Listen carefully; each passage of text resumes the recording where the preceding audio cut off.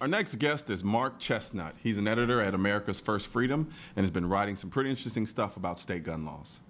How's it going? Going great, Colion. How are you today? I'm doing pretty good, I've had a couple of faux pas today, but I'll be good. That's probably going to continue when we do this. Yeah, probably so. At least you know what you're getting into beforehand. Let's talk about your Tale of Two States article. So what was the inherent premise behind that for those of us that don't know? Well, almost every morning, and I spend a lot of my time cruising through all the firearms news and the different political stuff, and it just struck me one day that whenever you look at some of the different states, and in this case I wrote about Texas and Connecticut, that you can tell a lot about a state and the freedom of the people by how the politicians are thinking, and you can tell how they're thinking by the kind of stuff that they're introducing. Like one of the things that I mentioned was Governor Malloy in Connecticut, who is pushing a plan to raise the price for pistol fees to a really, really high cost. Yeah. And at the same time, there were people in Texas, which had a high price to start with, are trying to lower theirs where it's affordable to everyone.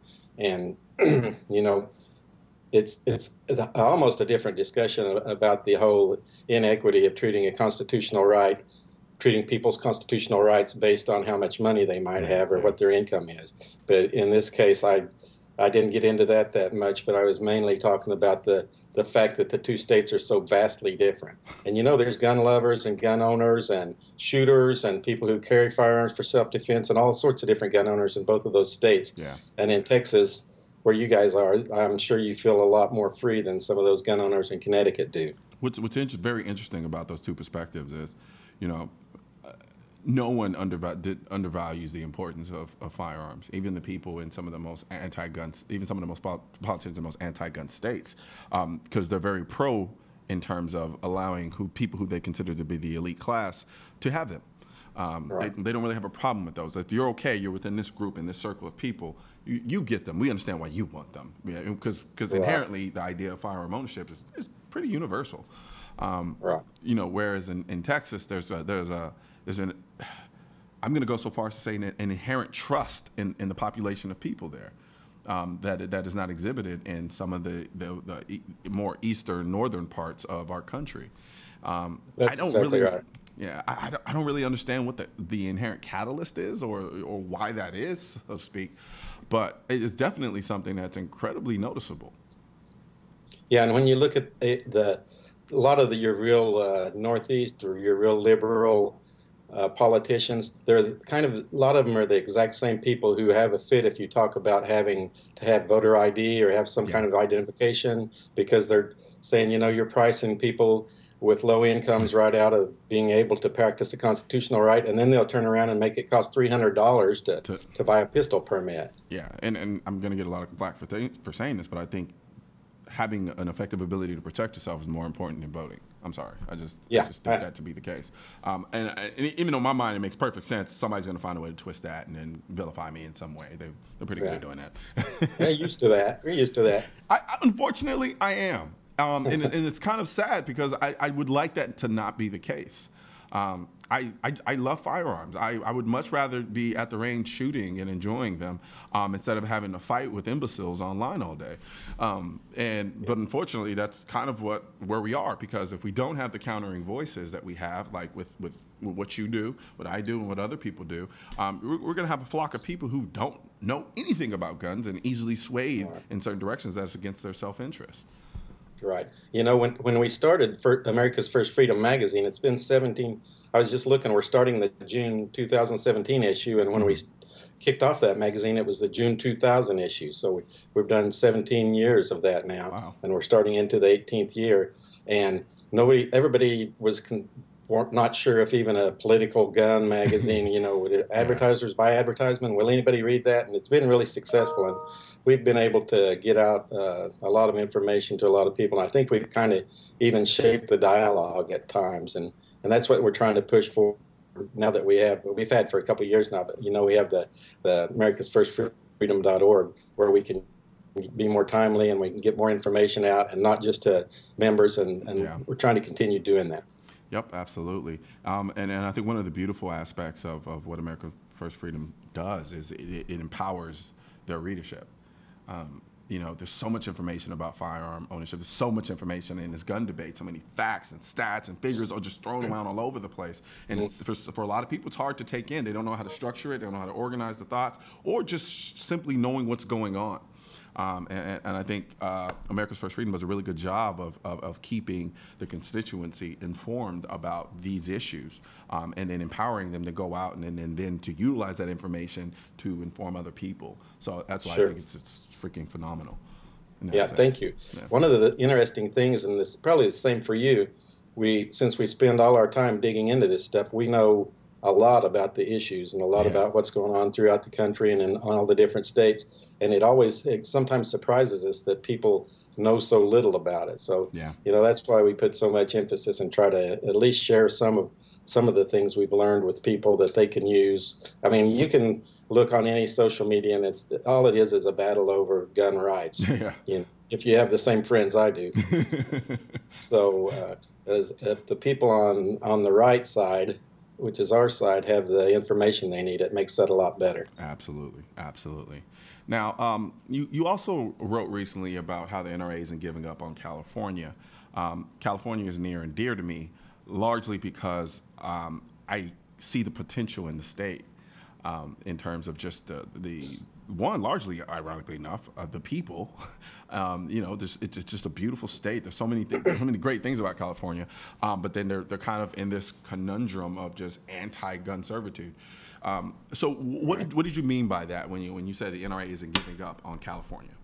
The thing about California is, I think, I don't have the exact numbers, but at one time, not too many years ago, there were more NRA members in California than anywhere else. I think it's pretty close between California and Texas, and that's kind of amazing. And sometimes I think that they feel like they're kind of out on a limb and we've all forgot about them, because you'll see different people talking, California could just fall off into the ocean for all I care. Well, they may be talking about the politicians in Sacramento or something, but there's a lot of good law-abiding gun owners out there that are just wanting to do the same things that you and I do. Yeah. And ask yourself, how do they even have a 3-gun match out there if you have to have a bullet button or all the other different things they have, So I had noticed that recently at the California Rifle and Pistol Association, Chris Cox had done a recorded message for him. And as I dug deeper, I found that there was a new NRA website in support of California stuff and has a lot of different ways to get more information about legal stuff and legislation and judicial. And I just thought, it was important to let those people out there know that we're still thinking about them and to let everybody else know. I mean, I'm from Oklahoma and I've lived here all my life, and the common idea around here is, people just want to say, well, just forget California. Yeah. Well, there's good Americans out there that are just like me and you, that are gun owners and trying to practice their constitutional rights and live their life, and we just can't give up on them. And the funny thing is, it's like, I think people forget that we are still relatively nomadic creatures. Like, if California can become the way it did, and we're talking about the state that was responsible for the most infamous rifle in the country today, the AR-15, what makes people think that the same thing couldn't happen in, say, a stronghold like Texas? Absolutely. So it's kind of the petri dish. Yeah, absolutely. Absolutely. And we've tried to make that point many times over the years that, the California stuff ends up in Maryland and it ends up in Connecticut, and it could be Kansas or it could be Texas. If you try it out there and they can make it stick, they're going to try it somewhere else. Absolutely. And the last thing you want to hear is, Texas can just fall off of the map. Because once you start talking like that, then Oklahoma people say that anytime. It's true. Well, I mean, they're just jealous because Texas, we're our own country, and and everybody just kind of envies us. I mean, but Oklahoma's kind of like our favorite cousin. Yeah, we sometimes consider Texas as a large southern Oklahoma. So you know what? I don't have a problem with that at all. Real quickly before we go, what else have you been working on lately?